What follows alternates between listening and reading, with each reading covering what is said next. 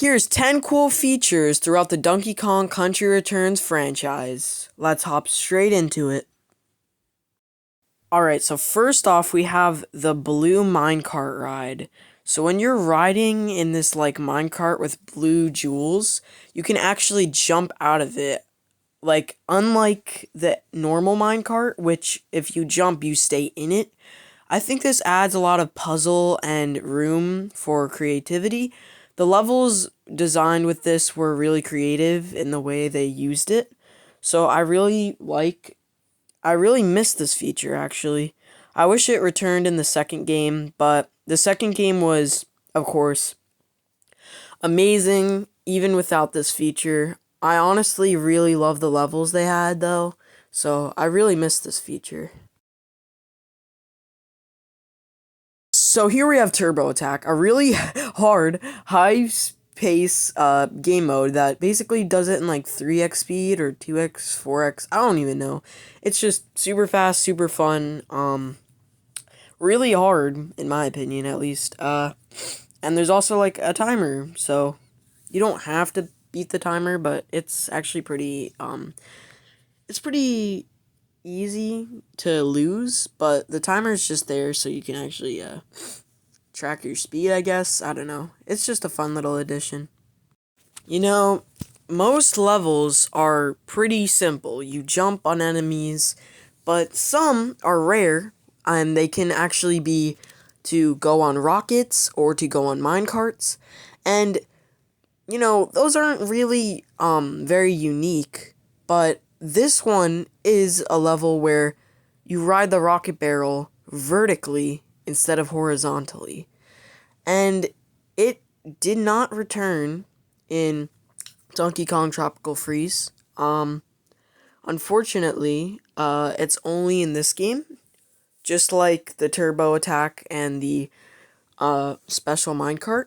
So it did add some flair and challenge. I think it was really cool how you could accelerate. This gimmick is really different from most other things, especially the normal rocket barrel. So it's really cool to see this kind of play style. I wouldn't really expect this. A really simple concept, a really simple feature is blowing. You can blow on wheels and you can unlock puzzles, a lot of things you can do with blowing. Some dandelions might have rewards in them. It didn't make it to the second game. Most of these features in the first game did not make it to the second game. This plant tries to kill you, but it helps you because you can jump on it like a tire, and it's really cool. Didn't make it to the second game. It could have been a cool platforming obstacle. It is kind of good, but it's not really used too much in the base game. A common a very common tool for puzzles in video games. Really surprised to see it in this game. It's really cool. Just like the other ones, but this feature, honestly, it's really it really makes you think. Like, it's really cool because sometimes it could trick your brain, like, how would I get past this? And then you find the solution. So, like, how would I get that K? Like, it makes you think, and it's not as easy as it actually seems. Cut from the second game, but it can kill enemies as shown here. Moving on. We are now on to the second game, Donkey Kong Country Returns Tropical Freeze. So there are 4 more features left. Let's dive straight into it. So the first one is a massive snowball. You can literally jump as a massive snowball. You destroy everything in your way. It's actually kind of cool to destroy, and there's so much going on. Like, you can see so much more of the screen. It's actually so chaotic, and it feels so good playing through it for the first time. It is a bit laggy here on my screen, but it was super, super fun to play on my first time. The next feature involves this guy. So Funky Kong can double jump, glide, but he can also wear a snorkel, to prevent drowning, and he can also jump on spiked enemies' heads, so that's pretty cool.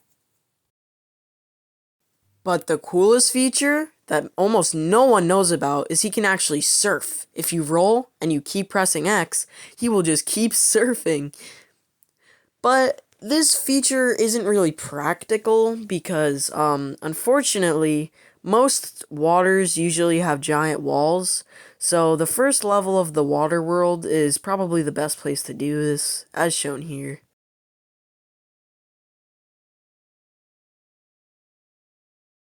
Funky Kong can surf, but did you know that Dixie Kong actually has a secret ability where if you press A underwater and hold it, she can actually twirl her hair and it will go faster than any other character underwater. Actually, it will only go faster if there is wind and a current pushing against Dixie Kong. It lets her access secret portals and stuff, and it even works if she's on Donkey Kong's back. Before we dive into the last one, the idle animations in this game are super cool. So, here are some, well, just one, but I think it's really cool. The sounds Donkey Kong makes when he's playing on the Switch indicate that he's playing this game specifically, which is really funny. Anyway, on to the last one. The last and final one, which most of these are exclusive to the second game, is natural disasters. They can be a tornado, a fire, an avalanche. The natural disasters in this game are really cool. I really like the destruction ones where like there's a giant snowflake running after you. Like there's a bunch of cool ones. There was also an earthquake once, a volcano one. There's all types of natural disasters in this game. It's really cool. So yeah, those were 10 things I wanted to share. Honestly, in all, this game is just super fun. Gimmicks, the mechanics, everything in this game is spot on. The music, the levels, the bosses. The first game was amazing as well. I love the figurines, the pictures. Honestly, I think this might be my favorite game. A lot of people think it's the best 2D platformer. Honestly, I don't know why. It was just made a very long time ago. I mean, not too long, but compared to most games that are coming out now, it's actually super good for its age. I don't know. I just really hope that no one ever forgets about this game. There are a lot of new games coming out. I don't think, most of them will ever beat this, in my opinion. But, yeah, so that was basically 10 cool features. If you want to see more Donkey Kong, subscribe.